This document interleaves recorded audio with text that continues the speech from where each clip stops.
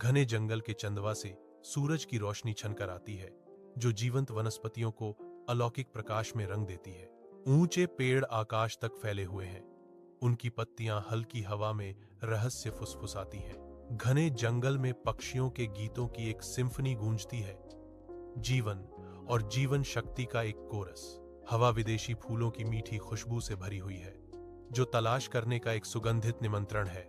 एक जीवंत जंगल रंगीन फूलों से भरा हुआ है, जो प्राचीन पेड़ों की चौकस निगाहों के नीचे पनपता है। एक शानदार झरना ऊंचे चट्टानों से नीचे गिरता है, पानी का एक अंधा प्रवाह काईदार चट्टानों के खिलाफ। क्रिस्टल स्पष्ट पानी एक शांत पूल में गिरता है, जिसकी सतह ऊपर गहरे नीले आकाश को दर्शाती है। पानी के झरने की शक्ति से हवा में कंपन होता है, फुहार धूप वाली जगह पर इंद्रधनुष बनाती है।